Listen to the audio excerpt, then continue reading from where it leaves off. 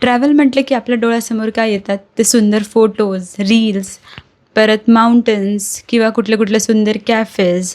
तर usually travel म्हणजे आपण हेच कन्सिडर करतो. पण आज आपण त्या ट्रॅव्हलबद्दल गप्पा नाही मारणार आहोत. आज मी तुम्हाला माझ्या अनुभवातून अशा काही ट्रॅव्हलच्या गोष्टी सांगणार आहेत की ज्या तुम्हाला माणूस म्हणून आतून बदलवतं.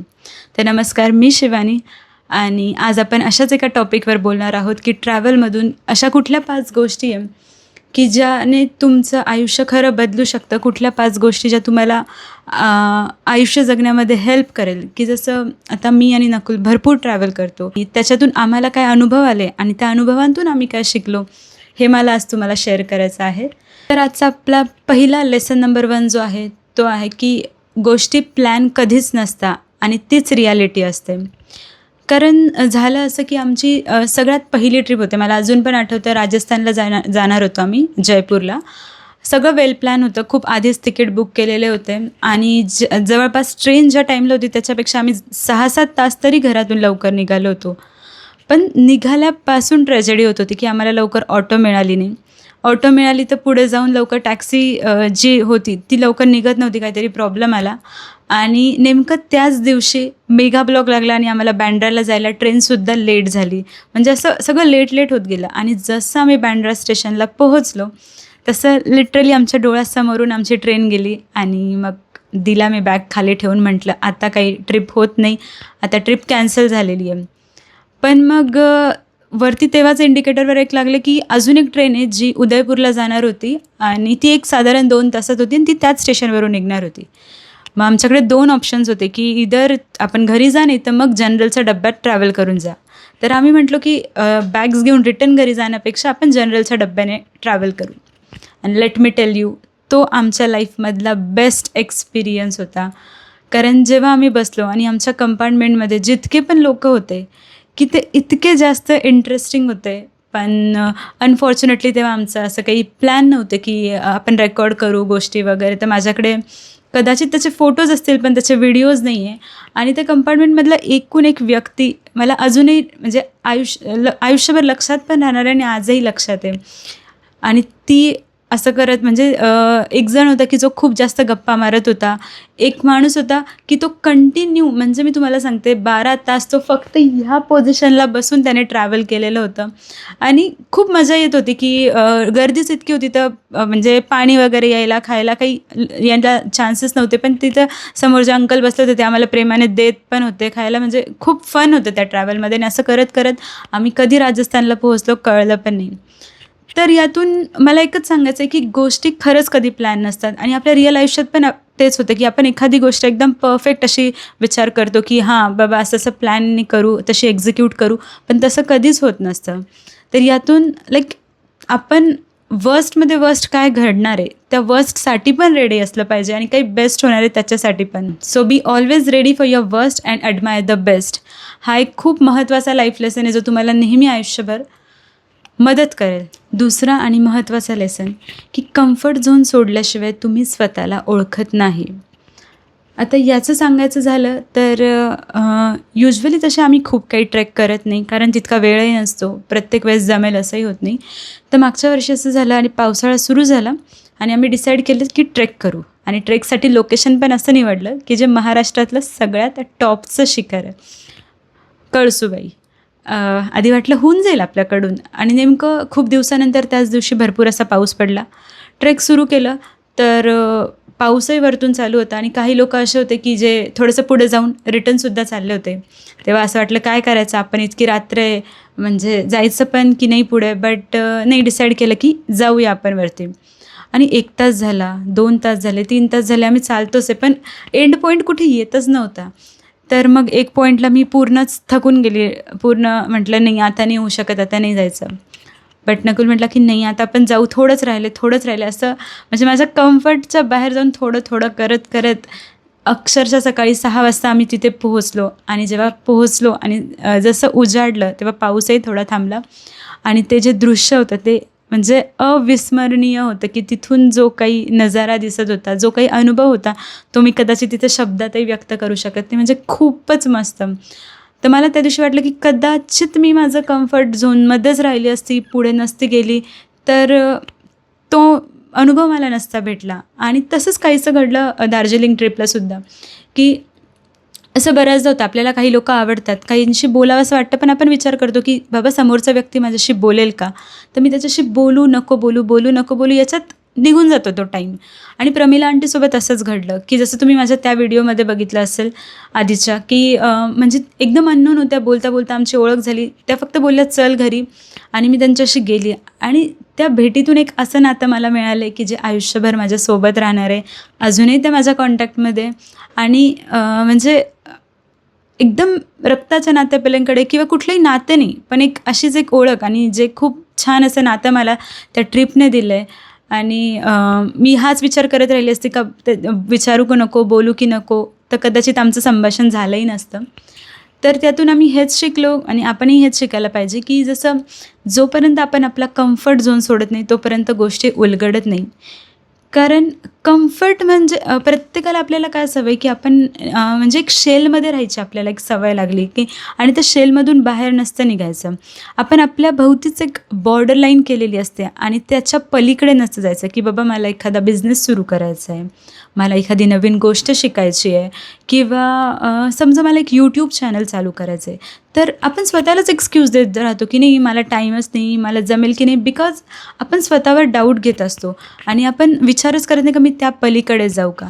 तर ऑलवेज ट्राय करा की आपण त्या कम्फर्ट झोनच्या बाहेर जाऊन काहीतरी करू. आणि मी तुम्हाला सांगते, जेव्हा आपण कम्फर्ट झोनच्या बाहेर जाऊन एखादी गोष्ट करतो तेव्हा तिथे आपण 100% ऐवजी आपले 200% दिलेले असतात, आणि ती गोष्ट नक्कीच तुमच्यासाठी बेस्ट म्हणजे बेस्टच ठरेल.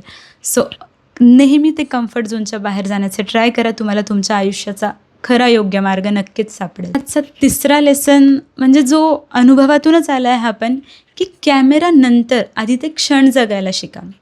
म्हणजे युजुअली असं होतं की आधी आम्ही ट्रिपला जायचो, कंटेंट तर काही बनवायचं नव्हतं, तर असं खूप फोकस राहायचा की नाही मला ही छान प्लेस आहे, इथले फोटोज क्लिक करायचे, ही रील बनवायची, मी कुठेतरी घरी बघितली, मग तोच विचार डोक्यात घेऊन असं. बट रिसेंटली आता जेव्हा गुहागरला गेलो तेव्हा तुम्ही बघितलं असेल की आम्ही बसने ट्रॅव्हल केलं, आणि तेव्हा चार्जिंगची अशी काही विशेष सोय नव्हती. मग जेव्हा आम्ही तिथे पोहोचलो तर साधारण दोघांचाही फोन 10-11% असेल, आणि सकाळच झाली होती, तर आम्ही डिसाईड केलं आपण सनराईज बघायला जाऊ. आणि तिथे गेलो, थोडेसे काहीतरी फोटोज काढले, आणि फोन कम्प्लिटली डेड झाला. बट तो डेड झाला ते एका दृष्टीने खूप छान झालं, कारण तो एक आयुष्यभराची शिकवण आम्हाला देऊन गेला की डेड झाल्यावर आम्ही फोन बाजूला ठेवला, आणि बीचवर कोणीही नसताना शांतपणे आम्ही सनराईज एन्जॉय केला. कदाचित त्या फोनच्या मेमरीमध्ये आम्ही एखादा फोटो घेतला असता, तो परत बघितला पण असतात, पण ते दृश्य, तो अनुभव जो आत्ता आहे तो आयुष्यभर सोबत राहणार आहे. आणि आपणही असं बऱ्याचदा करतो की एखाद्या ठिकाणी गेल्यावर ते ठिकाण एन्जॉय करण्यापेक्षा, किंवा जसं मी राजस्थानला पण बघितलं, खूपच सुंदर म्हणजे तिथलं आर्किटेक्चर होतं. But most of the people, मी स्वतःलाही धरते त्यात, की आपण खूप फोटोज वगैरे याच्या मागे लागतो. बट काही फॉरेनर्स पण होते की त्या गोष्टीला ते अडमायर करत होते की किती सुंदर हे आर्किटेक्चर बनवलं आहे, कोणी याची तरी किती मेहनत लागली त्याच्यामागे. आणि मग त्या गोष्टीचा आनंद, त्या जागेचा आनंद आपण इतक्या लांबून काय आलो आहे ते घेणं जास्त इम्पॉर्टंट आहे असं मला वाटतं. आणि त्यातला म्हणजे मेन लेसन तसंच आहे की तुम्हीच विचार करा, दैनंदिन जीवनात पण आपलं असंच होतं की उद्या काय करायचं, फ्युचरचा काय प्लॅनिंग, ह्या विचारात आपण आपल्या आजच्या दिवसाचे भरपूर असे महत्त्वाचे क्षण वाया घालवतो. म्हणजे उद्याच्या चिंतेमध्ये आजचा दिवस घालवतो. म्हणजे तसं पाहिलं तर आजचा जो दिवस मिळाला आहे तोच खूप प्रिशियस आहे. बिकॉज तुम्ही कितीही प्लॅन केला आणि उद्या त्या प्लॅननुसार गोष्टी तशाच एक्झिक्यूट होणार आहे का? नाही. मी म्हणत नाही का तुम्ही पूर्ण ब्लाइंडली काहीच म्हणजे प्लॅनच नका करू, तसं नाही. म्हणजे प्लॅन्स वगैरे करून, बट आजचाही दिवस तितक्याच आनंदाने, उत्साहाने जगला पाहिजे, तो क्षण जगला पाहिजे. बिकॉज कल किसने देखा ये तो किसी को भी नहीं पता. So yes, live the moment. त्यानंतर पुढची गोष्ट मला ट्रॅव्हलने जे शिकवली आहे, आणि ती खरंच की स्वतःवर प्रेम करा, स्वतःला ओळखा. ठीक आहे, म्हणजे जसं की आपण दोघं मिळून किंवा कोणी पार्टनर, तुम्ही दोघं मिळून ट्रिपला वगैरे जात असाल, बट तुम्ही दोघं एक सेपरेट पर्सन आहात. एका पर्सनच्या चॉईसेस काहीतरी वेगळ्या असू शकतात, दुसऱ्याच्या काहीतरी वेगळ्या असू शकतात. फॉर एक्झाम्पल, आम्ही कुठे गेलो, बीचवर वगैरे गेलो, तर नकुलला जास्त करून पिक्चर क्लिक्स करायला आवडतात. त्याची ड्रॉइंग सुंदर आहे तर त्याला ड्रॉ करायला आवडतं. ती गोष्ट केल्याने त्याला पीस भेटतो. बट या उलट माझं आहे की मला म्हणजे ते समुद्रकिनारा मी कितीही वेळ बघत बसू शकते. म्हणजे मला ते बघताना ती मनाला शांती भेटते. तर तुम्ही कुठे सोबत गेला तर स्वतःचा सुद्धा टाईम एन्जॉय करायला शिका, की आपलं बर्डन दुसऱ्यावर नको यायला. तुम्हाला आवडतात त्या गोष्टी करायला शिका. यातून होतं काय, की आपण स्ट्रेस रिलीज करण्यासाठी ट्रिपला गेलेलो असतो, ट्रॅव्हल करायला गेलेलो असतो. तर तुम्ही त्यातून स्वतःला महत्त्व द्यायला शिकतात आणि जेव्हा तुम्ही स्वतःसोबतचा टाईम स्पेंड करतात, तो लेट मी टेल यू, तो बेस्ट टाईम असतो. आणि अशाने एक पीस निर्माण होतो आणि त्या पीसमधून तुमचं जे नातं असतं ते सुद्धा तितकंच घट्ट बनायला लागतं. कारण ह्या स्वतःवरच्या प्रेमाने होतं काय, आपण स्वतःची रिस्पेक्ट करतो आणि जेव्हा आपण स्वतःची रिस्पेक्ट करतो तेव्हाच समोरचा आपली रिस्पेक्ट करतो, जग आपली रिस्पेक्ट करतं. तर स्वतःवर प्रेम करायला शिका, स्वतःची रिस्पेक्ट करायला शिका आणि कुठेही जा, निदान किमान 5 मिनटं तरी स्वतःसाठी काढा. तुम्हाला स्वतः अनुभव येईल की तो किती प्रिशियस मोमेंट तुम्ही ती एन्जॉय केली आहे. आजचा शेवटचा आणि सगळ्यात महत्त्वाचा मुद्दा, पैसे खर्च होतात पण अनुभव मात्र कायम असतात. बऱ्याच जणांना असं वाटतं की ट्रिप करायची आहे ना, तर खूप सारे पैसे संपणार, खूप पैसे खर्च होणार. पण मी इतकं ट्रॅव्हल करून एवढं तर शिकली आहे की तुम्ही कमीत कमी पैशात सुद्धा ट्रॅव्हल करू शकतात, ते अनुभव घेऊ शकतात. मला एक सांगा की तुम्ही एखादी वस्तू घेतली, ती वस्तू तुमच्यासोबत काही दिवस राहील, काही दिवसांनी तुम्ही ते विसरून जाल. एखादं गॅजेट म्हणा, व्हॉटएव्हर एखादी गोष्ट घेतली, परंतु त्याच जागी तुम्ही एखादं ट्रिप आहे, एखादी गोष्ट आहे, एखादा अनुभव घेतला, तर जेव्हा तुम्ही डेथ बेडवर असणार आहे तेव्हा त्या मेमरीजचा साठा तुमच्याजवळ असणार आहे. की जसं मला अजूनही आठवतं की आम्ही हंपी ट्रिपला गेलो होतो आणि एकदम साध्या शेतातल्या म्हणजे शेती करत होत्या त्या बाया आणि आम्ही जस्ट तिथून ट्रॅव्हल करत होतो. मी त्यांना फक्त बोलली की किती छान फ्लावर्स आहे तुमच्या इथे. तर त्या 3-4 मावशींनी तिथले ते झाडाचे म्हणजे ते तोडले आणि त्याचा एक फुलगुच्छ बनवला आणि तो मला दिला. म्हणजे बघा ना की जर मी असं विकत जाऊन ते ₹100 देऊन एक फुलगुच्छ स्वतःसाठी घेणं, ते तितकं आनंददायी नाहीच आहे की जितकं त्यांनी मला प्रेमाने तो दिला आहे आणि तो नेहमी माझ्या लक्षात राहील. परत आम्ही कूर्गला गेलो होतो.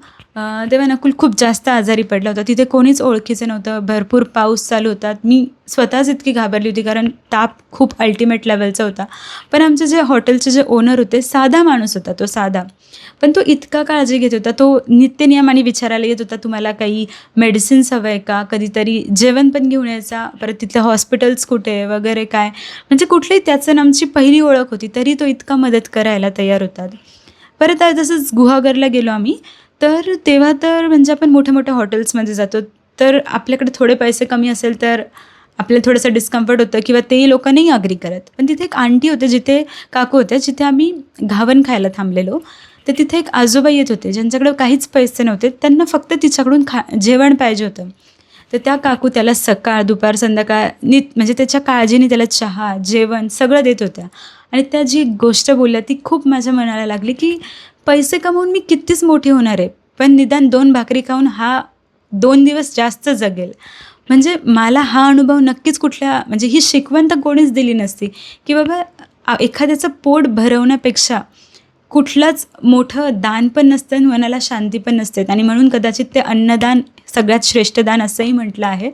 आणि ह्या सगळ्या गोष्टी, हे सगळे अनुभव मला जितके पैशांनी विकत घेता आले नसते तितके मला त्या ट्रॅव्हलनी दिलेले.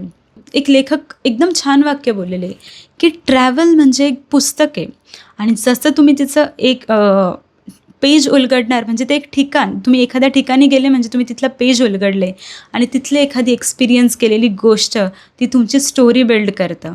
आणि हे तितकंच खरं आहे. तर असा खूप विचार करू नका का मी खूप प्रॉपर्टी जमा करेल, हे करेल, ते करेल. शेवटी सगळं क्षणभंगूर आहे. उद्या काय होईल, काय नाही माहीत नाही. सो इन्व्हेस्टमेंट करा, ते सगळं गरजेचं आहे. पण थोडं 1-2 दिवसासाठी जाऊन स्वतःसाठी, फॅमिलीसाठी कुठेतरी जा, काही अनुभव घ्या. कारण ही अनुभवांची जी शिदोरी आहे, ही पैशाच्या शिदोरीपेक्षा नक्कीच खूप मोठी आहे. तुम्हीसुद्धा असं ट्रॅव्हल केलं असेल आणि तुमच्या ट्रॅव्हलमधून खूप काही गोष्टी शिकल्या असतात, ज्या कदाचित माझ्याही शिकायच्या बाकी असेल, तर कमेंट्समध्ये अशा गोष्टी मला नक्की सांगा. अजून पण कोणती ट्रिप प्लॅन केली नसेल तर ती आत्ताच करा, कुठेतरी पण नक्कीच जा. हा व्हिडिओ तुम्हाला आवडला असेल तर लाईक करा, चॅनलला सबस्क्राईब करा. पुन्हा भेटूया अशाच काही इंटरेस्टिंग गप्पांमध्ये. तोपर्यंत थँक्यू, बाय बाय.